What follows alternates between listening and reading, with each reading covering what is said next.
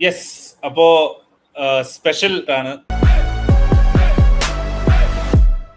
ഇത് ഉച്ചക്ക് തന്നെ ചെയ്യണമെന്ന് വിചാരിച്ചതാണ്. പിന്നെ ഇസ്മായിലിന്റെ ടൈം രാത്രി ആക്കിയത് കൊണ്ട് നമ്മൾ രാത്രി വരാണ്. ഈ ക്ലബ് ഫുട്ബോളിന്റെ ട്രാൻസ്ഫേഴ്സും അതിന്റെ ബഹളമൊക്കെ നടക്കുന്നതിനിടയിൽ ഇന്നലെ സാന്റോസിന്റെ മാച്ച് കഴിഞ്ഞ നെയ്മാർ പോസ്റ്റ് മാച്ച് ഇന്റർവ്യൂല് ചോദ്യം ചോദിച്ചതാണോ പുള്ളിയോട് എന്നറിയില്ല, പക്ഷെ പ്രഖ്യാപിച്ചു ഇന്റർനാഷണൽ ഫുട്ബോളിൽ ഇനി കളിക്കുന്നില്ല. എക്സാക്ട് ലൈൻ എന്താണെന്ന് വെച്ചാൽ, I made history. I am happy. I gave my blood, my life. I always fought for the yellow jersey, but now I don't want to anymore. ഇത് ലോകത്ത് ഒരുപാട് എല്ലാരും പ്രതീക്ഷിച്ചതാണ്. ഇസ്മായിൽ റെക്കോർഡിംഗ് മുമ്പ് പറയണ്ടേ, നമുക്ക് അറിയായിരുന്നല്ലോ എന്ന്. പക്ഷെ കേരളത്തിലെ നമ്മളിപ്പം അഡ്രസ് ചെയ്യുന്ന ആൾക്കാർ മലയാളികളും കേരളത്തിലെ ബ്രസീൽ ഫാൻസ് ആണല്ലോ. അവിടെ ഇപ്പോഴും ഒരു പ്രതീക്ഷയുടെ ഉള്ളിലൊരു പ്രതീക്ഷ അതൊക്കെ പറഞ്ഞ് ഇങ്ങനെ ഇരിക്കുന്നുണ്ടായിരുന്നു കുറെ പേര്.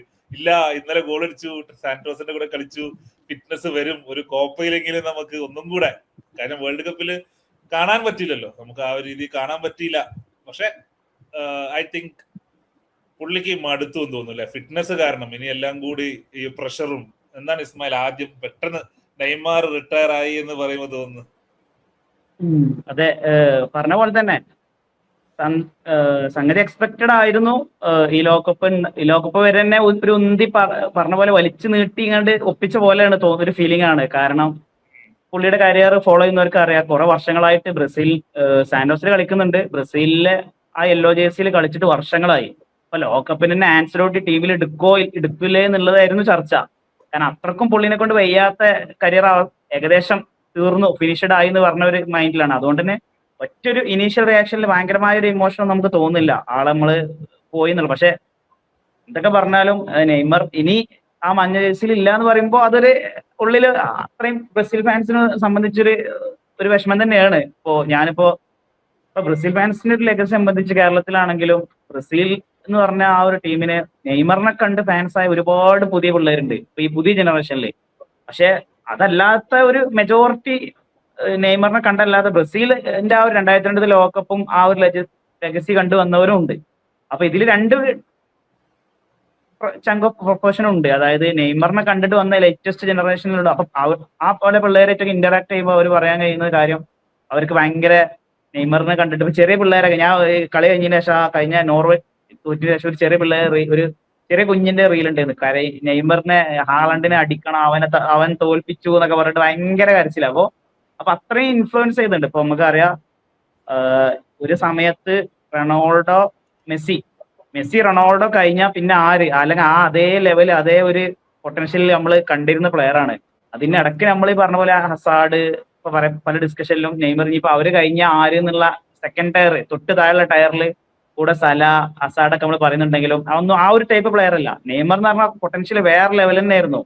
ഇപ്പൊ നമ്മളൊക്കെ ഇതിന് മുന്നേ ബ്രസീലിനെ കുറിച്ച് പറയുമ്പോഴും പറയും ഈ പറഞ്ഞ സാമ്പാന്നോ എന്താ ജോഗോ ബൊണിറ്റോ എന്നൊക്കെ പറയുന്ന ആ ഒരു പ്ലെയർ കാലിലുള്ള, അതായത് ആ ഒരു മാജിക് ഇപ്പൊ ഉള്ളതൊന്നും എനിക്ക് ആ ബാച്ച് ഏറ്റവും അതെ അങ്ങനെ അതെ ആ കാലിൽ ആ ഫ്ലെയർ ഉള്ള ആ ഒരു ബ്രസീലിയൻ ടച്ചിലുള്ള അവസാനത്തെ രണ്ട് പ്ലേയേഴ്സ് ആയിരുന്നു കുട്ടീനിയോ, അതുപോലെ തന്നെ ഇപ്പൊ നെയ്മർ. രണ്ടുപേരും ഒരു ബാച്ച് ആയിരുന്നു ജൂനിയർ ടീം മുതലേ. അപ്പോ പെട്ടെന്ന് ചോദിച്ചാല് ഭയങ്കര തന്നെയാണ്. പക്ഷെ എന്താ ചെയ്യാ, ഇപ്പൊ ഈ പറഞ്ഞ പോലെ 3 വർഷം കണ്ടായി ബ്രസീലിൽ കളിച്ചിട്ട്. 3 വർഷം കളിക്കാതെ ബ്രേക്ക് എടുത്തതിന് ശേഷമാണ് ആൻസലോട്ടി എടുത്തത്. അപ്പൊ അന്ന് തന്നെ എല്ലാവരും പറയണ്ടായിരുന്നു ഇതിപ്പോ എങ്ങനെ പുള്ളിക്ക് ഇതിന് കഴിയോ, അതോ ജസ്റ്റ് പുള്ളിനെ പറഞ്ഞ പോലെ. പിന്നെ ആ മറ്റേ അവരിത് ഒന്നും ചെയ്തില്ല, നമ്മളെ കണ്ടല്ലോ. അപ്പൊ മെസ്സിക്ക് വേണ്ടി എന്നുള്ള ആ ഒരു സ്ഥിതിയിൽ അർജന്റീന ടീം കളിച്ച പോലുള്ള ഒരു പ്രകടനം ഇതൊന്നും ടീമായിട്ട് ബ്രസീലിന്റെ ഭാഗത്തുനിന്ന് നെയ്മറിന് ഈ പ്രാവശ്യം വേൾഡ് കപ്പ് കൊടുക്കണം എന്നുള്ള. പിന്നെ വേറെ ഒന്നുകൊണ്ട് ഒരു പരിധി ഉണ്ടല്ലോ, ഈ ഒരു സ്ക്വാഡ് വെച്ച് എന്തൊക്കെ പറ്റും എന്നുള്ളൊരു പരിധി ഉണ്ട്. അർജന്റീനക്ക് ഒന്നുകൂടെ നല്ല സ്ക്വാഡായിരുന്നു കഴിഞ്ഞ വേൾഡ് കപ്പിലാണെങ്കിലും. ഇതിലൊരു വിഷമം എന്താ വെച്ചാല്, ഇപ്പോ നെയ്മറിന്റെ ഏജ് നോക്കുമ്പോ നെയ്മറിനെക്കാളും 5-8 ഏജ് ഉള്ള മെസ്സി സ്റ്റിൽ കളിക്കുന്നുണ്ട്. അപ്പൊ ഈ ലോകകപ്പിന് തന്നെ മാർക്കറ്റിംഗ് ഇപ്പോ മൊത്തത്തിൽ പറയുകയാണെങ്കിൽ എന്താ പറയാ, ദ ലാസ്റ്റ് ഡാൻസ് എന്ന് പറഞ്ഞിട്ടുള്ള 3 പേര്, ക്രിസ്ത്യാനോ റൊണാൾഡോ, മെസ്സി, നെയ്മർ. അതില് നെയ്മറിനെക്കാളും എത്രയോ ഏജ് ഉള്ള റൊണാൾഡോ ഇതുവരെ റിട്ടയർ ആയിട്ടില്ല, മെസ്സി ഇതുവരെ റിട്ടയർ ആയിട്ടില്ല. രണ്ടുപേരും ഇനിയും തുടരുന്നതാണ് സൂചനകൾ വരുന്നത്. പക്ഷെ അവരെക്കാളും കമ്പാരിറ്റീവ്ലി യങ്ങർ ആയിട്ടുള്ള നെയ്മർക്ക് പക്ഷെ അവസാനിപ്പിക്കേണ്ടി വന്നു. അപ്പൊ അത് വെച്ച് നോക്കുമ്പോൾ ഒരുപാട് നീണ്ടു നിൽക്കേണ്ട അതിപ്പോ ലോക ഫുട്ബോൾ ഫാൻസിന് തന്നെ ഒരുപാട് അവന്റെ കളി കാണാനുള്ള ഒരു, അല്ലെങ്കിൽ എന്താ പറയാ, അത്രയും പീക്കില് യൂറോപ്പിൽ തന്നെ അല്ലെങ്കിൽ ടോപ്പ് ടയറിൽ നിൽക്കേണ്ട ഒരു ഇത് അവൻ എന്തൊക്കെ പല കാരണങ്ങൾ കൊണ്ട് എല്ലാവർക്കും മിസ്സായി എന്നുള്ള ഒരു ആ ഒരു നഷ്ടമായിട്ടാണ് തോന്നുന്നത്. അല്ല, ഇഞ്ചുറി ആണെന്ന് തോന്നുന്നില്ല. ഇഞ്ചുറീസ് ഒരുപാട് വന്നു, ഫിറ്റ്നസ് ഇഷ്യൂ. കാരണം ഇസ്മായിൽ പറഞ്ഞ ആ പോയിന്റ്, നെയ്മാർ ഇപ്പൊ റിട്ടയർ ആയതുകൊണ്ട് ആളല്ല ഇന്നത്തെ കാലത്ത്, ഇന്നത്തെ ഒരു കാരണം നെയ്മാറിനെക്കാട്ടും ആകെ ഒരു വയസ്സ് ചെറുതാണ് ഹാരി കെയ്ൻ. ഇപ്പോഴും ഹാരി കെയ്നെ കുറിച്ച് നമ്മൾ പറയുന്നത് ബാർസയ്ക്ക് സൈൻ ചെയ്തൂടെ, ഇനിയിപ്പോ കരിയറിന്റെ പീക്കിലാണ് നിൽക്കുന്നത്. അതെ അതെ അതെ അതെ, ശരിക്കും പ്രോപ്പറായിട്ട് പീക്ക് കരിയറിൽ നിൽക്കേണ്ട ഒരു സമയമാണ്. കാരണം ലെവൻഡോവ്സ്കി ആണെങ്കിലും 37-ാം വയസ്സിൽ ഈ സീസൺ വരെ പുള്ളി യൂറോപ്പിൽ കളിച്ചു. ശരിയാണ്. ഇനിയിപ്പം എനിക്ക് തോന്നുന്നു പുള്ളിക്ക് ഫിറ്റ്നസ് ആണ് എനിക്ക് തോന്നുന്നു മെയിൻ ഇഷ്യൂ. 34 വയസ്സാണ് തോന്നുന്നു, 33 കഴിഞ്ഞ് കറക്റ്റ്. ശരിക്കും ഞാൻ നെയ്മർ അടയാളപ്പെടുത്തണമെന്ന് വെച്ചാൽ, ഞാനൊക്കെ ഇപ്പോ ബ്രസീലിനെ ഫോളോ ചെയ്ത് നെയ്മർ വന്നത് തൊട്ടേ എന്റെ അതേ സെയിം ഏജാ. അപ്പൊ ആ ഒരു സെയിം ഏജ്, ഞാൻ 30 ഞാൻ നെയ്മറിന് 28 ആയപ്പോ നമുക്ക് 28 ആയി. അതേ ഒരു സെയിം ഏജിലൂടെ നമ്മളെ സമപ്രായക്കാരെ പോലെ. അപ്പൊ അതിൽ ഏറ്റവും വലിയൊരു നെയ്മറിന്റെ ഒരു ഇത് പാത്ത് നോക്കുകയാണെങ്കിൽ 2010 ലോകകപ്പിൽ ദുങ്ക ടീം എടുത്ത സമയത്തെ നെയ്മർ ബ്രസീൽ ഒരു സെൻസേഷൻ ആയിരുന്നു ഇത്ര. നമുക്കൊന്നും പുറത്തൊക്കെ ഒന്നും അറിയണ്ടായിരുന്നില്ല. അപ്പൊ അന്നത്തെ ഏറ്റവും വലിയ ബ്രസീൽ ഉണ്ടായിരുന്ന വിവാദം ദുങ്ക നാഷണൽ ടീമിൽ നെയ്മറെ കോളപ്പ് ചെയ്തില്ല എന്നുള്ളതാണ്. അന്ന് ബ്രസീലിലും അല്ലെങ്കിൽ ബ്രസീൽ ഫാൻസിന്റെ അടിയിലും ഭയങ്കര. അന്ന് പകരം ദുങ്ക അവനെ പരിഗണിച്ചില്ല. അന്ന് ചെറിയ ഏജ് കുറവാണ്. അത് പലപ്പോഴും പിന്നെ നെതർലൻഡ്സ് ആയിട്ട് ക്വാർട്ടറിൽ തോറ്റ് പുറത്തായതിനു ശേഷം പലരും ദുങ്കനെ വിമർശിച്ച് കാണാറുണ്ട്. ആ ലോകകപ്പിലെ ശരിക്കും നെയ്മർക്ക് അവസരം കൊടുക്കേണ്ടതായിരുന്നു എന്ന് പറഞ്ഞിട്ട്. പിന്നെ അത് കഴിഞ്ഞിട്ട് നെയ്മറുടെ കരിയറിൽ ഇപ്പൊ പറഞ്ഞ പോലെ ഇപ്പൊ വലിയൊരു എന്താ വെച്ചാൽ ഇത്രയും ക്വാളിറ്റി ഉള്ള. അപ്പൊ ഞാൻ ഇന്നലെയും കൂടി റീല് കണ്ട്. ആ റീലിലുണ്ട് നെയ്മറിന്റെ ഒരു കുറച്ച് 2014 ലോകകപ്പിലെ ഗോളുകളും അസിസ്റ്റുകളും കുറച്ച് യൂട്യൂബിന്റെ. എന്നിട്ട് അതിന്റെ കമന്റിലൊക്കെ ആളുകൾ പറയുന്നുണ്ട്, എന്നിട്ട് ഈ നെയ്മറിനെയാണ് ഈ ലോക്ക്ഡൌൺ കിഡ്സ്, അതായത് യമാലിനായിട്ട് കമ്പയർ ചെയ്യുന്നതൊക്കെ. കാരണം അത്രയും ആ ഓരോ ബോൾ എടുക്കുന്ന ഓരോ സാധനങ്ങളും അവന്റെ ആ സ്കില്ലും കാര്യങ്ങളൊക്കെ ഉണ്ടല്ലോ. ആ ഒരു കാരണം ഒരു സമയത്ത് ബ്രസീലിനെ അങ്ങനെ സിംഗിൾ ഹാൻഡിൽ നെയ്മർ ആയിരുന്നു കൊണ്ടുവരുന്നത്. ആ ഒരു ബ്രസീലിന് ആ ഒരു സ്ട്രഗിൾ ചെയ്യുന്ന ഒരുപാട്. അത് ശരിക്കും പറയേണ്ടതാണ്. എനിക്ക് ഒരു ലിവർപൂൾ ആംഗിൾ വെച്ച് പറയുകയാണെങ്കിൽ ജെറാർഡ് എങ്ങനെയാണ് ലിവർപൂളിനെ കൊണ്ടുപോയത്, അതുപോലെ മാത്രമായിരുന്നു ബ്രസീലിന്റെ ഹിസ്റ്ററി നോക്കിക്കഴിഞ്ഞാൽ നമുക്കറിയാം ഒരുപാട് ലെജൻഡറി ഫുട്ബോളിന്റെ തന്നെ, അതായത് ഫുട്ബോൾ ഒരിക്കലും കാണാത്തവർക്ക് പോലും അറിയുന്ന പേരുകളാണ് പെലെയും റൊണാൾഡോവും റിവാൾഡോവും റൊമാരിയോ എല്ലാം. പക്ഷെ അവർക്കെക്കാട്ടും കൂടുതൽ ഗോൾ നാഷണൽ ടീമിൽ അടിച്ചു. ഓൾ ടൈം സ്കോറർ ആവാന്ന് പറഞ്ഞാൽ അത്ര ചില്ലറ പണിയുള്ള കാര്യമല്ല. അതാണ് ശരിക്കും നെയ്മറിന്റെ ലെഗസി അല്ലേ? എത്ര കാലം പോലെ അതായത് എന്താ വെച്ചാല് ഇപ്പോ അതാണ് അതിലൊരു ബ്രസീൽ ഫാനായിട്ടുള്ള വിഷമം എന്താ വെച്ചാല്, അത്രയും ഒരു ലെജൻഡാണ്. ഇപ്പൊ ഈ അത്രയും 2 ലോകകപ്പാണ് പെലെ നേടിക്കൊടുത്തത് ബ്രസീലിന്. 2 ലോകകപ്പ് നേടിക്കൊടുത്ത പെലയെക്കാളും, അതേപോലെ ഒരു ലോകകപ്പ് ഫൈനല് 94 റൊണാൾഡോ ഉണ്ടായിരുന്നോന്ന് അറിഞ്ഞൂടാ, ഇല്ലാന്ന് തോന്നുന്നില്ലേ? നൊസാരിയോ ഇല്ല. അങ്ങനെയാണെന്നുണ്ടെങ്കിൽ ലോകകപ്പ് നേടിക്കൊടുത്താണ് റൊണാൾഡോ, നൊസാരിയോ, റിവാൾഡോ, പിന്നെ റൊമാരിയോനെക്കാളും റൊണാൾഡോനെക്കാളും സാക്ഷാൽ പെലെനെക്കാളും ഗോൾ കോൺട്രിബ്യൂഷൻ ഉള്ള പ്ലെയർ ആണ് നെയ്മർ ബ്രസീലിന് വേണ്ടിയിട്ട്. 80 ഗോൾ ഉണ്ട് ബ്രസീലിന് വേണ്ടി. 80 ഗോൾ നെയ്മർ അടിച്ചിട്ടുണ്ട്. പെലെ 77 ഗോളാണ് അടിച്ചിട്ടുള്ളത്. റൊണാൾഡോ 64 ഗോളും കണ്ടാണ്. അപ്പൊ അവർക്കൊക്കെ രാജ്യത്ത്. അപ്പൊ ശരിക്കും പറഞ്ഞാൽ എന്താ വെച്ചാൽ, നെയ്മറിനെ പൊതുവെ ഫാൻസ് ഒക്കെ ഈ ജനറേഷനിലെ ഫാൻസ് ഒക്കെ വിളിക്കുന്ന പേര് സുൽത്താൻ, അങ്ങനൊക്കെ ഒരു പേരിട്ട് വിളിക്കുന്നത് ഇനി സൗദി ട്രാൻസ്ഫർ. അപ്പൊ അങ്ങനെ നോക്കുകയാണെങ്കിൽ ശരിക്കും കിരീടമില്ലാത്ത സുൽത്താൻ എന്ന് വേണമെങ്കിൽ പറയാം. കാരണം ഒരു പ്രധാന ടൂർണമെന്റ് ബ്രസീലിന് വിജയിക്കാൻ കഴിഞ്ഞില്ല എന്നുള്ള അത് ഭയങ്കര ഒരു വിഷമം തന്നെയാണ് ബ്രസീൽ ഫാൻസ്. പക്ഷെ ഒരു ടൂർണമെന്റ് ഉണ്ട് പറയാ, അത് നമ്മള് ഫിഫ എടുത്തു കളഞ്ഞിട്ടുള്ള 2013 കോൺഫെഡറേഷൻ കപ്പ്. ആ ടൂർണമെന്റിലൂടെയാണ് ലോകത്തിന് മുന്നിൽ തന്നെ നെയ്മർ പുള്ളിയുടെ ഒരു മാർക്ക് ഇട്ടത്. ഈ പറഞ്ഞ പോലെ 2010 ലോകകപ്പിൽ എടുത്തില്ല. പിന്നെ അതിനുശേഷം കോളപ്പ് കിട്ടിയത് സ്കൊളാരി വീണ്ടും വന്നു. സ്കൊളാരി 2002 കപ്പ് എടുത്തിട്ട് പോയ ആളാണ്. ഈ പോയ സ്കൊളാരി വീണ്ടും വന്നിട്ട് 2013 ഉള്ളൊരു അവസ്ഥ എന്താ വെച്ചാൽ, അന്ന് നിങ്ങൾക്ക് അറിയാം ഒരു കോൺഫെഡറേഷൻ കപ്പിന് പ്രത്യേകത എന്താ വെച്ചാൽ, എല്ലാ വൻകരിയിലെ ചാമ്പ്യന്മാരും കൂടിയിട്ടുള്ള ലോകകപ്പ് നടക്കുന്ന അതേ വേദിയിൽ തൊട്ട് മുന്നത്തെ ഇയർ നടക്കുന്ന ഒരു സന്നാഹ ടൂർണമെന്റ് പോലെയാണ് കോൺഫെഡറേഷൻ കപ്പ്. അപ്പൊ അതില് ഹോസ്റ്റ് ആയിട്ട് ബ്രസീൽ ഉണ്ടായിരുന്നു. ഈ പറഞ്ഞ പോലെ ഇറ്റലി ഉണ്ടായിരുന്നു. ഇറ്റലിക്ക് എന്താ വരാൻ കാരണം എന്ന് വെച്ചാൽ, എനിക്ക് തോന്നുന്നു സ്പെയിൻ യൂറോ കപ്പ് അടിച്ചു, ലോകകപ്പ് അടിച്ചു. അപ്പൊ രണ്ടും സ്പെയിൻ ആയതുകൊണ്ട് യൂറോ കപ്പ് ഫൈനലിസ്റ്റുകളായിട്ടുള്ള 2012 ഇറ്റലി വന്നു. അപ്പൊ ഇറ്റലി, സ്പെയിന്, ജപ്പാന് ഉള്ള ഒരു ടൂർണമെന്റ് ആയിരുന്നു. നല്ല ടൂർണമെന്റ് ആയിരുന്നു ബ്രസീലിൽ. അതില് ഇറ്റലിനെ 4-3 തോൽപ്പിച്ച് ബ്രസീൽ. അതിൽ ഫൈനൽ വന്നത് ലോക ചാമ്പ്യന്മാരായിട്ടുള്ള അന്നത്തെ സ്പെയിന്, അതായത് Xavi, Iniesta, Busquets, David Villa, Casillas, Pique, Ramos, അതായത് ആ ലെജൻഡറി ആയിട്ടുള്ള ആ സ്പാനിഷ് ടീമും ബ്രസീൽ, ഈ നെയ്മർ ഉള്ള ബ്രസീൽ ടീമുമാണ് ഫൈനൽ വന്നത്. അന്ന് ഓസ്കാർ നെയ്മർ ഒക്കെയാണ് അന്ന് ഉള്ളത്. ആ ഫൈനലിൽ ഈ പറഞ്ഞ സ്പെയിനിന്റെ ഒരു ഡൗൺഫാൾ തുടങ്ങുന്നത് വേണമെങ്കിൽ അവിടുന്ന് പറയാം. അതായത് അക്ഷരാർത്ഥത്തിൽ വൺ സൈഡ് നിഷ്പ്രഭമാക്കിയിട്ട് 3-0 എന്നുള്ള സ്കോറിനാണ് അന്ന് നെയ്മറിന്റെ ബ്രില്യൻസിൽ ബ്രസീൽ ആ കോൺഫെഡറേഷൻ കപ്പ് ജയിച്ചത്. അന്ന് ഈ പറഞ്ഞ പോലെ ഭയങ്കര ഡ്രാമ ആയിരുന്നു ഫൈനൽ. റെഡ് കാർഡ് ഉണ്ടായി.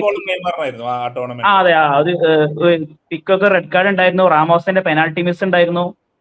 അങ്ങനെ ഒരു ഫ്രെഡ് എന്ന് പറഞ്ഞിട്ടുള്ള സ്ട്രൈക്കർ ആയിരുന്നു അന്ന് ഉണ്ടായിരുന്നത്. അപ്പൊ അതൊക്കെ കിട്ടിയപ്പോ ഭയങ്കര ഹൈപ്പായി. കാരണം ലോകകപ്പിന് തൊട്ട് മുതൽ ഒരു മിനി ലോകകപ്പ് പോലെയാണ് അത്. അതിൽ ലോക ചാമ്പ്യന്മാരായ സ്പെയിനിനെ 3-1 അടിച്ചു.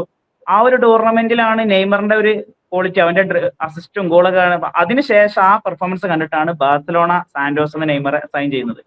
അവിടെയാണ് നെയ്മറിന്റെ അടുത്ത ജേണി സ്റ്റാർട്ട് ചെയ്യുന്നത്. അപ്പൊ ഞാനുള്ള പല ബ്രസീൽ ഗ്രൂപ്പിലെ ഒരു ബ്രസീൽ ഫാനെ സ്ഥിരം പറയുന്ന ഒരു കാര്യമാണ്, നെയ്മർ അന്ന് പോവരുതായിരുന്നു എങ്ങോട്ട്, ബാഴ്സലോണയിലേക്ക് അന്ന് പോകരുതെന്ന്. അപ്പൊ പുള്ളിന്റെ ഒരു ന്യായം എന്താ വെച്ചാല്, അന്ന് പുള്ളി യൂറോപ്പില് പുള്ളിയുടെ സ്റ്റൈല് കളിയൊന്നും ആർക്കും പിടുത്തില്ല. പുള്ളി ബാഴ്സലോണയിൽ പോയി അവിടെ സ്ഥിരം 2-3 സീസൺ കളിച്ചതിന് ശേഷം ആയതുകൊണ്ടാണ് 2014 ലോകകപ്പ് ഒക്കെ ആയപ്പോഴേക്കും നെയ്മർക്ക് ആ ഒരു ഇത് കിട്ടാത്തത്. പക്ഷെ നെയ്മർക്ക് 14 പെർഫോമൻസ് ഇല്ലാത്ത പ്രശ്നമില്ലായിരുന്നു, ഇഞ്ചുറി പറ്റിയതാണ്, ആ സുനികന്റെ ഫൗളാണ്. പക്ഷെ അങ്ങനെ പറയുന്നവരുണ്ട് എന്ന് പറയാം. അങ്ങനെയാണ് നെയ്മർ ബാസിക്ക് എത്തിയത്. അല്ല, നമുക്ക് എനിക്ക് തോന്നുന്നു വേറൊരു കാര്യം ഇപ്പം ഇസ്മായിൽ പറഞ്ഞു ശ്രദ്ധിച്ചത്, നെയ്മർ കോപ്പ അമേരിക്കയും ജയിച്ചിട്ടില്ല, വേൾഡ് കപ്പും ജയിച്ചിട്ടില്ല. ഈ കോൺഫെഡറേഷൻ കപ്പും എനിക്ക് തോന്നുന്നു പിന്നെ ഒളിമ്പിക്സിൽ ഗോൾഡ് ജയിച്ചിട്ടുണ്ട്. 2016 ഒളിമ്പിക്സ് കിട്ടിയിട്ടുണ്ട്. അത് ശരിക്കും 2019 കോപ്പ ബ്രസീൽ അടിച്ചു. പക്ഷെ നെയ്മർ അന്ന് സ്ക്വാഡിലുണ്ടായിരുന്നു, ഇഞ്ചുറി ആയിരുന്നു നെയ്മറിന്. നെയ്മർ ഇല്ലാതെയാണ് 2019 കോപ്പ അമേരിക്ക ജയിച്ചത്. അങ്ങനെ നോക്കുമ്പോ ഇത്രയും ലെഗസി ഉള്ള ഒരു പ്ലെയർ, ഇത്രയും ഗോൾ കോൺട്രിബ്യൂഷൻ ഉള്ള പ്ലെയർ അലട്ടിക്കൊണ്ടിരുന്ന ഒരു പ്ലെയർ ആണ് ശരിക്കും നെയ്മർ. അതുകൊണ്ട് കൂടിയാണ് ശരിക്കും നമുക്ക് ആ ഒരു പെർഫോമൻസ് പുള്ളിയുടെ കയ്യിൽ നിന്ന് എനിക്ക് തോന്നുന്നു ഈ വളരെ നേരത്തെ കളിച്ചു തുടങ്ങിയത് കൊണ്ടാവാം. നമ്മൾ കണ്ടിട്ടുണ്ട് ഇപ്പം പൊതുവെ ഇപ്പൊ റൂണി ആണെങ്കിലും സ്റ്റേർലിംഗ് ആണെങ്കിലും, അതായത് വളരെ ചെറുപ്പത്തിൽ നിന്ന് ഒരുപാട് മത്സരങ്ങൾ കളിച്ചു വരുന്ന പ്ലേയേഴ്സ് ഒരു 27-28 വയസ്സാകുമ്പോഴേക്കും അവരുടെ ഒരു ഫിറ്റ്നസ് പ്രശ്നങ്ങൾ അവരെ അലട്ടുന്നു. എനിക്കൊന്ന് ആ ഒരു പ്രശ്നം നെയ്മറിന് സംഭവിച്ചിട്ടുണ്ട് എനിക്ക് തോന്നണേ. അല്ലെങ്കിൽ പക്ഷെ വേറൊരു ആംഗിൾ നോക്കുമ്പോഴേ ഞാൻ നെയ്മർ കുറച്ച് അത്യാവശ്യം കൺസിസ്റ്റൻസിയിൽ നിന്ന് കരുതിയിരുന്ന ഒരു സമയം വരെ. കാരണം ഫോർ എക്സാമ്പിൾ അവിടുത്തെ റൊണാൾഡീനിയോ, അഡ്രിയാനോ എന്ന് പറഞ്ഞ പ്ലെയർ ഒക്കെ ഉണ്ടല്ലോ, എന്തൊരു ഹൈപ്പിലാണ് വന്നത്. അഡ്രിയാനൊക്കെ ഇന്റർ മിലാനിലും അതേപോലെ ബ്രസീലിന് വേണ്ടിയിട്ട് കോൺഫെഡറേഷൻ കപ്പിലും കോപ്പയിലൊക്കെ കളിച്ചൊരു കളിയൊക്കെ ഉണ്ട്. ആ ഒരു കളിയൊക്കെ വർഷങ്ങളോളം നിന്നിരുന്നെങ്കിൽ വേറെ ലെവലിൽ പോകേണ്ട പ്ലെയർ. പക്ഷെ അതൊക്കെ കുറഞ്ഞ കാലം നിന്നുള്ളൂ, കുറഞ്ഞ കാലം കൊണ്ട് കത്തി എരിഞ്ഞങ്ങോട്ട് പോയി. അപ്പൊ അതൊക്കെ വെച്ച് നോക്കുമ്പോൾ നെയ്മർ അത്യാവശ്യം നിന്നു. പക്ഷെ സ്റ്റിൽ അവന്റെ ഒരു പൊട്ടൻഷ്യലിനുള്ള ആ ഒരു നിന്നില്ല. അതിൽ എനിക്ക് തോന്നിയത് പല കാരണങ്ങളുണ്ട്. ഞാൻ വിശ്വസിക്കുന്ന ഒരു കാരണം എന്താ വെച്ചാൽ, ഇപ്പൊ ഞാൻ പറഞ്ഞില്ല, എനിക്ക് അറിയുന്ന പേഴ്സണലി ബ്രസീൽ ഫാൻസിനെ പലരും പറയുന്നുണ്ട് അവൻ അത്ര ഇഷ്ടമായിരുന്നു. പക്ഷെ അവനോട് ഒരു പിണക്കം അല്ലെങ്കിൽ ഒരു ദേഷ്യമൊക്കെ വന്ന കാരണം ആ ഒരു PSG ട്രാൻസ്ഫർ വിത്ത് അവന്റെ ഈ പാർട്ടി കൾച്ചർ സംഗതി. കാരണം അവന് ഈ ബാഴ്സലോണയിൽ വന്നിട്ട് അവിടെ അറിയാല MSN അന്നത്തെ ബാസ ടീം എന്നൊക്കെ പറഞ്ഞാല് അതൊരു അൺബീറ്റബിൾ ടീമായിരുന്നു. ലൂയിസ് എൻറിക്കന്റെ കയ്യില് മെസ്സി, സുവാരസ്, നെയ്മർ. അവര് യുവന്റസിന് ആ UCL ഫൈനലിലൊക്കെ നെയ്മറാണ് ഗോൾ അടിച്ചത്. അത്രയും പീക്കിൽ നിന്നിരുന്ന ആ ബാസ അവര് ക്ലബ് ലോകകപ്പ്, കോപ്പ ഡെൽ റേ, ട്രബിള് എല്ലാം അടിച്ചു. അതായത് ഒരു സീസണിൽ 5-6 കപ്പ്. പിന്നെ ആ റെക്കോർഡ് ബയൺ ആണ് തോന്നുന്നു എടുത്തത്. ആ ബയൺ ആണ് ആ ഒരു 6 ട്രിപ്പിൾ എന്നൊക്കെ നമ്മൾ പറയല്ലോ, 4 ട്രിപ്പിൾ അടിച്ച ടീമാണ്. അപ്പൊ അങ്ങനെയുള്ള ആ ഒരു ടീമിന് നെയ്മർ അന്ന് പലരും പറഞ്ഞിരുന്നു നെയ്മറിന്റെ അച്ഛനാണ് അവന്റെ ഏജന്റ്. അപ്പോ പുള്ളി കുറച്ചും കൂടി ഫൈനാൻഷ്യൽ അതും കൂടി നോക്കി. പിന്നെ പല ആംഗിൾ കേൾക്കുന്നുണ്ട്. ഒരു ആംഗിൾ കേട്ടത്, എന്നും അവിടെ കളിച്ചാല് മെസ്സി എന്ന് പറഞ്ഞ ഒരാളോട് ഉള്ളിടത്തോളം കാര്യം മെസ്സിന്റെ ടീമാണ് ബാസ. അപ്പൊ മെസ്സിന്റെ ഒരു നിയലായി പോവും നെയ്മർ. അപ്പൊ അതിലൊന്നും അവന്റെ സ്വന്തം ഐഡന്റിറ്റി വേണമെന്നുള്ള നിലയ്ക്ക് ഞാൻ അന്ന് ഇതിനെ എതിർത്ത ആളാണ്. എനിക്ക് പേഴ്സണലി അവിടെ തന്നെ ബാസിൽ തന്നെ നിൽക്കണമായിരുന്നു ആഗ്രഹം. പക്ഷെ വേറെ കുറെ ബ്രസീൽ ഫാൻസിനോട് കൗണ്ടർ ആയിട്ട് പറഞ്ഞത്, അവനക്ക് PSG പോകണം എന്താ വെച്ചാൽ അവിടെ മെസ്സിന്റെ ടീമാണ് ബാസ. അപ്പൊ അവനക്ക് ഒറ്റയ്ക്ക് എടുക്കാൻ പറ്റിയൊരു ടീം എന്നുള്ളത്. ഇനി വേറെ രസമുണ്ട്, ഞാൻ ഇതിങ്ങനെ ഒരു സ്റ്റാറ്റ്സ് നോക്കിയപ്പോ സാന്റോസിൽ 220 കളിയിൽ 134 ഗോള്. ബാഴ്സലോണയില് 4 വർഷമാണ് നെയ്മർ കളിച്ചത്, വെറും 4 വർഷം. ഈ 4 വർഷത്തില് നെയ്മർ 186 മാച്ച് കളിച്ചു.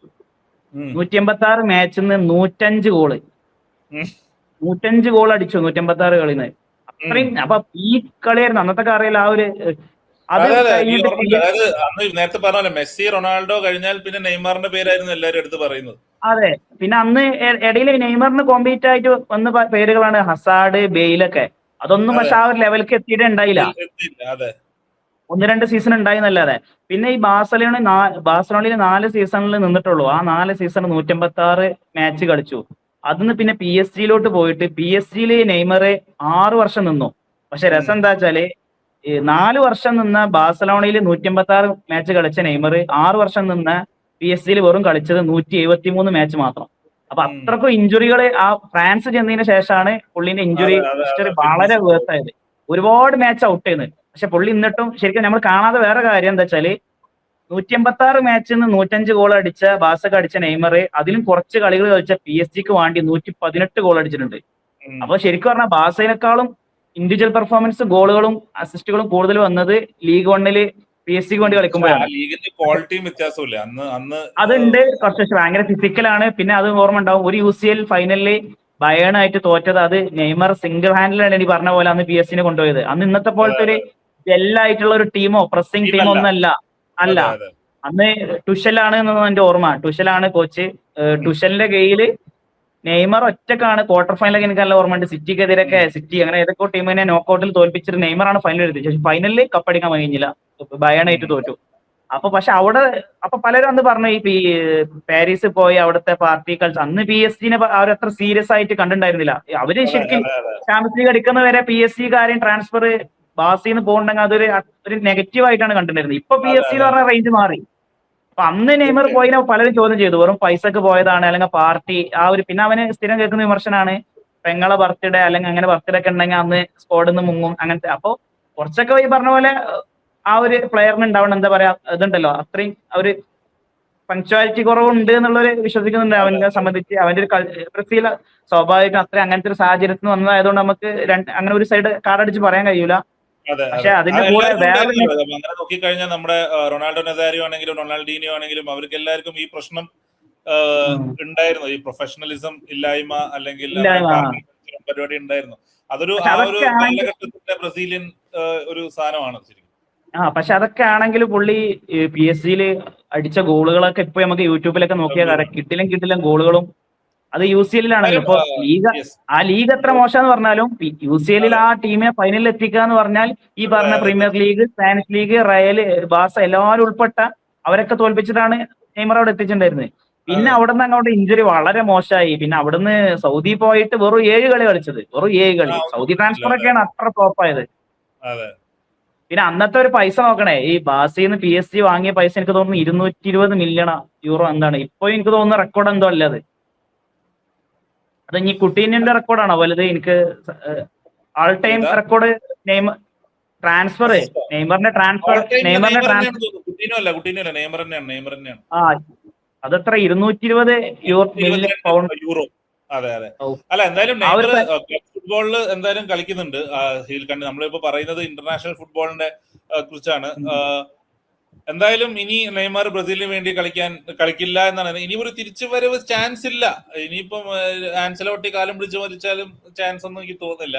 എന്താണ് നെയ്മർ എന്ന് പറയുമ്പോൾ ബ്രസീലിന് വേണ്ടി കളിച്ചതിൽ ഇസ്മായിലിന് എന്നും ഓർമ്മ നിൽക്കുന്ന ഒരു മൊമെന്റ്?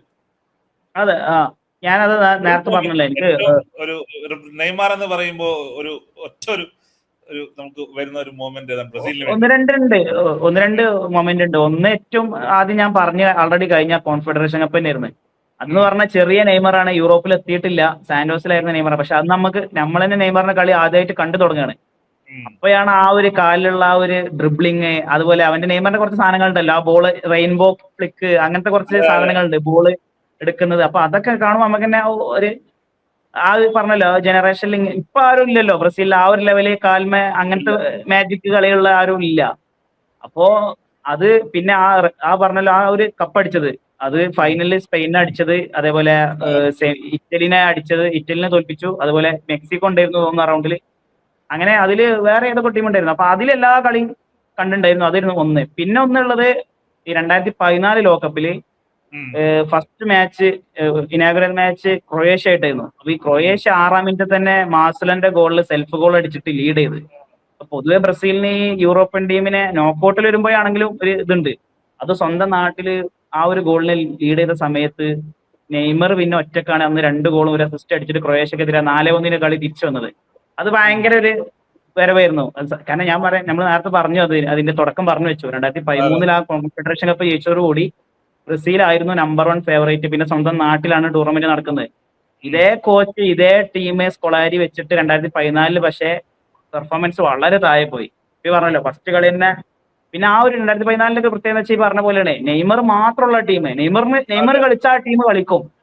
കാരണം വേറെ ഒരാളെ എടുത്തു പറയാൻ നല്ല പ്ലെയർ ഇല്ലാത്ത പോലെയാണ്. ഇപ്പൊ അതിന്റെ ഫോർവേഡ് ആണ് ഞാൻ പറഞ്ഞില്ലേ, ഫ്രെഡ്, പറഞ്ഞ പോലെ ബാക്കിൽ ഡേവിഡ് ലൂയിസ്, തിയാഗോ സിൽവ ഉണ്ടായിരുന്നു.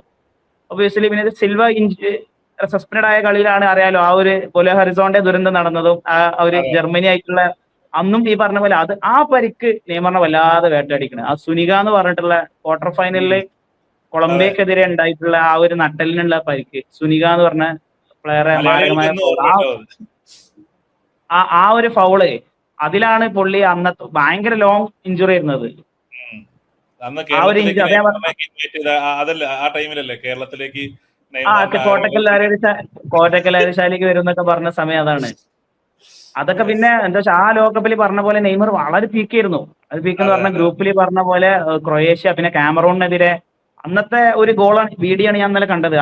ആ ലോകകപ്പിൽ 2014 ലോകകപ്പിൽ നെയ്മർ. പിന്നെ ഇവന് ക്വാർട്ടർ ഫൈനലിൽ ആ ഒരു നടു ഒടുങ്ങിയതിന് ശേഷം ബ്രസീലാണെങ്കിൽ കാരണം ഇവനെ വെച്ച് മാത്രം ഓടിയുന്ന ഒരു ടീം പോലെ ഇരുന്നത് ഇവന്റെ ഇൻഡിവിജ്വൽ ക്വാളിറ്റിയിൽ. ഇപ്പൊ ഈ ലോകകപ്പിലൊക്കെ മെസ്സി എങ്ങനെയാണ് അർജന്റീനയെ കെയർ ചെയ്ത് കൊണ്ടുപോയത്, അതുപോലെ 2014 സെമി വരെ ബ്രസീലിനെ എത്തിച്ച്. എന്നിട്ട് ഇപ്പൊ മെസ്സി ആ ഒരു സെമി ഫൈനൽ ഇംഗ്ലണ്ടിനെതിരെ അർജന്റീനക്ക് ഇല്ലായിരുന്നെങ്കിൽ എങ്ങനെ ഉണ്ടാവും? അതേ അവസ്ഥയായിരുന്നു ജർമ്മനിക്കെതിരെ ബ്രസീലിന്. അത് അത്രയും ടൂർണമെന്റിൽ കൊണ്ടെത്തിച്ച നെയ്മറിന് ആ നിർണായകമായ ജർമ്മനിക്കെതിരെയുള്ള ഇഞ്ചുറി പോയി, കൂടാതെ സസ്പെൻഷൻ വഴി തിയാഗോ സിൽവയും കൂടി പോയി. എന്നാൽ ഇവർ ഈ ഗെയിമിനെ അതിനെ ഭയങ്കര വികാരപരമായിട്ട് നേരിട്ടത്. അന്നത്തെ ഓർമ്മ ഉണ്ടാവും, അന്നത്തെ നാഷണൽ ആന്തം ചെല്ലുന്ന സമയത്ത് ഡേവിഡ് ലൂയിസ് നെയ്മറിന്റെ ഷർട്ടൊക്കെ പൊക്കി പിടിച്ച്. അപ്പൊ ഇവരതൊരു ഇമോഷൻ, ഇപ്പോൾ കാലുകൊണ്ട് കളിക്കേണ്ട കളിയാണ്, ഗ്രൗണ്ടിൽ കളിക്കുന്നതിന് പകരം ഭയങ്കര ഇമോഷണൽ ആയിട്ട് വേറെ നാഷണൽ ആന്തം ചെല്ലിയിട്ട് എനിക്ക് തോന്നുന്നു അതൊരു കാരണമാണ് അത്രയും വലിയ തോൽവിക്ക്. ഇത് അമിതമായത് ഇമോഷണൽ ആയിട്ട്. ശരിക്കും നെയ്മറിനെ കുറിച്ച് പറയുമ്പോ ഇസ്മായിലിന് പറഞ്ഞ പോയിന്റ് കറക്റ്റ്. അതായത് ഇമോഷനാണ് നെയ്മറിന്റെ ഫ്ലെയറും. എനിക്ക് എപ്പോഴും ഫുട്ബോൾ എന്ന് പറയുമ്പോ നെയ്മറിന്റെ ലാസ്റ്റ് കണ്ണിയാണ്. അതായത് ഫ്ലെയർ വെച്ചിട്ട് അത്രയും ബ്രസീൽ സൈഡിൽ നിന്ന് അല്ലെ, ബ്രസീലിയൻ ഫുട്ബോളിന്റെ ഒരു ഇപ്പം 2002, 98, 94 കാണാത്തവർക്ക് ഈ ജനറേഷനിൽ അവസാനമായിട്ടാണ് നെയ്മർ ആ ഒരു പെർഫോമൻസസ്, ഒരു വേൾഡ് കപ്പോ അല്ലെങ്കിൽ കോപ്പയോ ജയിക്കാൻ പറ്റില്ല എന്നുള്ളത് എന്നാലും ഒരു ടോപ്പ് സ്കോറർ ആയിട്ട് റിട്ടയർ ആവുക എന്ന് പറഞ്ഞാൽ തന്നെ ഒരു വലിയ അച്ചീവ്മെന്റ് ആണ്, ഒരു പേഴ്സണൽ ലെവൽ. പക്ഷെ ഒരുപാട് ട്രോഫികൾ ജയിക്കാനും ഒക്കെ സാധ്യത ഉണ്ടായിരുന്നു. എന്തായാലും നമുക്ക് അല്ല, അവൻ വേറൊന്നുണ്ട്. നെയ്മറിന് എന്താ വെച്ചാല്, ഇപ്പൊ നമ്മള് പൊതുവെ അർജന്റീനൊക്കെ പൊതുവെ പണ്ട് പറയുന്നൊരു സാധനം ഉണ്ട്, ക്ലബ് ഉണ്ണികളാണെന്നൊക്കെ പറയാം. അതായത് എങ്ങനെയാ വെച്ചാല് ഇവരൊക്കെ ക്ലബില് ജേഴ്സി ഇടുമ്പോ ഭയങ്കര കളി കളിക്കും, നാഷണൽ ടീമിൽ ജേഴ്സി അങ്ങനെ ഇട്ട ആ കളി മറക്കും എന്നുള്ള സാധനം. അത് പൊതുവെ ബ്രസീൽ ഫാൻസ് ഒരു കാലം വരെ അർജന്റീനയും മെസ്സിനൊക്കെ ട്രോൾ ചെയ്യുന്ന സാധനമാണ്. പക്ഷെ അതൊരു സമയമായ സമയത്ത് ബ്രസീൽ ഇപ്പൊ നേരെ തിരിച്ചാ, ബ്രസീലിലെ പല പ്ലേയേഴ്സ് അങ്ങനെയാണ്, ക്ലബിൽ കളിക്കുന്ന ആ ഒരു കളി നാഷണൽ ടീം. പക്ഷെ നെയ്മർ അതിന് നേർ വിപരീതമായിരുന്നു. അതാണ് നെയ്മറുടെ ലെഗസി. നെയ്മർ എന്ന് പറഞ്ഞാൽ ആ മഞ്ഞക്കുപ്പായത്തിന് വേണ്ടിയിട്ട്, ആ മഞ്ഞക്കുപ്പായത്തിന് ആ ഒരു 2014, 2018, 2022 3 ലോകകപ്പിലും നെയ്മറിന് ചുറ്റുമാണ് ടീം. നെയ്മർ ഇല്ലെങ്കിൽ ബ്രസീൽ ടീം ഇല്ല. ഈ ലോകകപ്പിലാണ് പുള്ളി അത്രയും പരിക്കായി എടുത്തിട്ടും പറഞ്ഞ പോലെ പുള്ളി ഒരു എക്സ്ട്രാ വേണമായിരുന്നോ വേണ്ടായിരുന്നുള്ള ഡിസ്കഷനെ വന്ന്. ഈവൻ നോക്കി 2014 പുള്ളി പോയതോടെയാണ് അന്ന് ആ തോൽവിയേറ്റത്. അത് കഴിഞ്ഞ് 2018 ടിറ്റ വീണ്ടും വന്നിട്ടും ബെൽജിയത്തിനെതിരെ ആ ഒരു തോൽവി വരെയും നെയ്മറാണ് ഒറ്റയ്ക്ക് മെക്സിക്കോനെതിരെ കൊണ്ടുപോയതും. കോസ്റ്റോറിക്ക ഗ്രൂപ്പ് റൗണ്ടിലൊക്കെ നെയ്മറാണ് ഗോൾ അടിച്ചു കൊണ്ടുപോയത്. അത് കഴിഞ്ഞ് 22-ലും കഴിഞ്ഞ ലോകകപ്പിൽ ഖത്തറിലും ഇതേപോലെ തന്നെ പുള്ളി ഭയങ്കരമായിട്ട് ആ ഒരു പുള്ളിന്റെ ഗോള് വരെ ആ ഒരു തോൽവിയിൽ മുങ്ങിപ്പോയി. പുള്ളി ആ ഒരു ഡെഡ് ലോക്ക് പൊട്ടിച്ചിട്ട് 105-ാം മിനിറ്റില് ഈ പറഞ്ഞ ക്രൊയേഷ്യക്കെതിരെ അടിച്ചൊരു ഗോൾ ഉണ്ടായിരുന്നു. ആ അടിപൊളി ഗോള്. പക്ഷെ ആ ബാക്കി ടീംമേറ്റ്സിന് ആ ഒരു സ്പിരിറ്റ് ഇല്ലാത്തതുകൊണ്ടും മണ്ടന്മാര് ഡിഫെൻഡ് ചെയ്യാത്തതുകൊണ്ടും ചുമ്മാ വാങ്ങി. ആ വാങ്ങിയാലും ഒക്കെ ഷൂട്ട് ഔട്ട് ഉണ്ടല്ലോ എന്നൊന്നുമില്ല. ഇവർക്കൊരു ഞാൻ പറഞ്ഞില്ലേ മെന്റാലിറ്റിയാണ്. ആ ഒരു 117 മിനിറ്റ് ഗോൾ വാങ്ങിയ ശേഷം ഇവർ തോറ്റ ഒരു പ്രതീതിയാണ്. കസമിർ ആണെങ്കിലും മാർക്കിന്യോസ് ആണെങ്കിലും. അപ്പൊ ശരിക്കും പറഞ്ഞാൽ നെയ്മറെ ബാക്കിയുള്ള ടീംമേറ്റ്സ് അവനുള്ള ആ ഒരു പെർഫോമൻസ്, അവനുള്ള കളിക്കാനുള്ള ഒരു ഇതോ ചെയ്തില്ല. അങ്ങനെ തോന്നിയിട്ടുള്ളത്. യെസ്, എന്തായാലും നമ്മുടെ ഒരു ജനറേഷൻ, അതായത് 2002 തൊട്ട് കഴിഞ്ഞ് ഫുട്ബോൾ കണ്ട് തുടങ്ങിയ ആൾക്കാരുടെ ജനറേഷനിൽ ഏറ്റവും എന്താ പറയാ, ഇനിയിപ്പം റിട്ടയർ ആവാൻ പോകുന്ന ഒരു നിര തന്നെ വരാനുണ്ട്. അതിൽ ആദ്യത്തെ ആളായി നെയ്മർ മാറി. നെയ്മർ അതാണ് വിഷമം. ശരിക്കും അതിൽ അവസാനത്തെ ആളാവേണ്ടിയിരുന്ന ആളാണ് ഏജ് വെച്ച് നോക്കുമ്പോ. ഏജ് വെച്ച് 6 വയസ്സ് ചെറുതാണ് അവരെക്കാളും. എന്തായാലും നെയ്മറിന് വേണ്ടി Brazil fan Ismail, thank you so much. നമ്മള് ഒരു കാര്യം കൂടി, ഒറ്റ കാര്യം കൂടി പറയാം. അതായത് വെച്ചാല് വേറെ കാര്യം കൂടി പറയണം. നമ്മൾ ഇത്രയും റൈവലറി ഫാൻസ് തമ്മിൽ അടിപിടിയൊക്കെ കൂടുമ്പോഴും നെയ്മറിന്റെ ഒരു ക്യാരക്ടർ പറയണം. നെയ്മർ മെസ്സിയെ ഏറ്റവും ക്ലോസസ്റ്റ് ഫ്രണ്ട് ആയിട്ടാണ് കണ്ടിരുന്നത്. ഇവിടെ ഫാൻസ് അടി കൂടുക, ബെറ്റ് വെക്കുന്ന, തല്ലുകൂടുന്ന സമയത്ത് ബ്രസീൽ പുറത്തായ സമയത്ത് നെയ്മർ പറഞ്ഞിട്ടുണ്ടായിരുന്നു, എന്റെ ടീം പുറത്തായി, ഓക്കെ, എന്നാലും എന്റെ കൂട്ടുകാരായിട്ടുള്ള മെസ്സി ആ കപ്പ് നേടട്ടെ എന്ന് 2022 പറഞ്ഞു. അപ്പോ ആ ഒരു സ്ഥാനം കൂടി ഉണ്ട്. ആള് നമ്മള് ഇവിടെ ഫാൻസ് കൂടിയിട്ട് എന്ത് ചെയ്യും, ഫാൻ ഫൈറ്റ് കൂടുന്നു, അടി കൂടുന്നു, അതിന്റെ പേരില് വൻ ഫൈറ്റ്. ഇനിയിപ്പോ അതൊന്നും ഉണ്ടാവില്ല. ഇനിയിപ്പോ എന്തായാലും അതല്ല, ഞാൻ ആയ സമയത്ത് തന്നെ നെയ്മറിന് നെക്സ്റ്റ് ജനറേഷൻ ആൾക്കാർ യൂട്യൂബിൽ എടുത്ത് ഇനി നോക്കാൻ പോകുന്ന നെയ്മറിന്റെ സ്കിൽസും നെയ്മറിന്റെ ഗോൾസും എന്തായാലും അവിടെ കിടപ്പുണ്ട്. So anyway, thank you so much Neymar. Thank you so much for entertaining us all these years. Thank you so much.